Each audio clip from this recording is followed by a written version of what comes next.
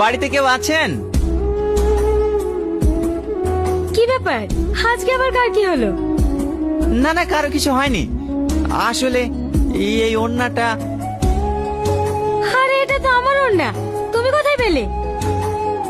ওখানে পড়েছিল তো, তাই ভাবলাম দিয়ে আসি। ও থ্যাংক ইউ। আমার নাম টনি। এবার তোমার নামটা বলো। কেন? বাহ, অদ্ভুত নাম তো তোমার। মানে? এই যে বললে তোমার নাম কেন।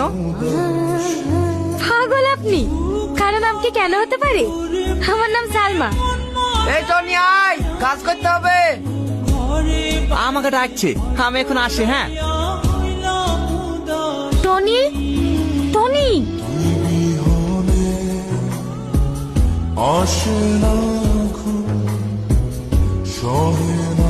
এতে কি আছে?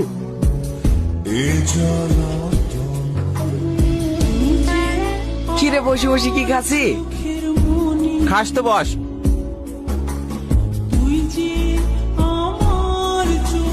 খুব ভালো লাগছে তো। লাড্ডু কোটে পারলি?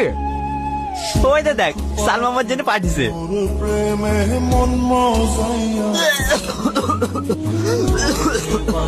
চলো বলছি কি রে। কিরে তোর আবার কে এলো? জেনে শুনিয়ে বিষ খাবো না।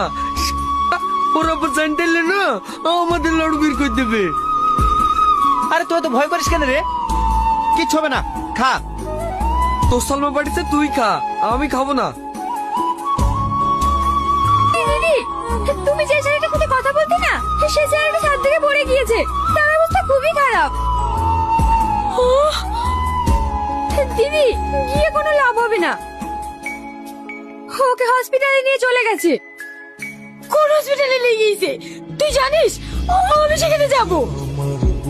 হ্যাঁ জানি, চলো দিদি। সালমা, তোর মাকে ধর, তোর মায়ের অবস্থা খুবই খারাপ।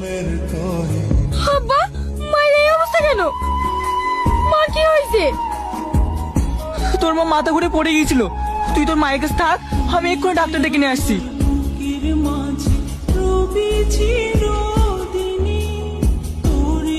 বাবু, বাবু, হে বাবু, কি হলো তোর? কথা বল। ডাক্তার বাবু, আমার ছেলে এখন কেমন আছে? আপনার ছেলে এখন সুস্থ আছে। ওনার পুরানো স্মৃতিশক্তি ফিরে পেয়েছে, তাই ওনাকে ইনজেকশন দেওয়া হয়েছে। কিছুক্ষণ পর জ্ঞান ফিরলে ছেড়ে দেওয়া হবে।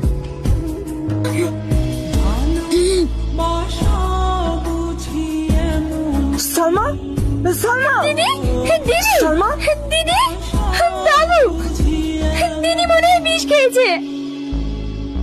তুই তাড়াতাড়ি গাড়ি বের কর।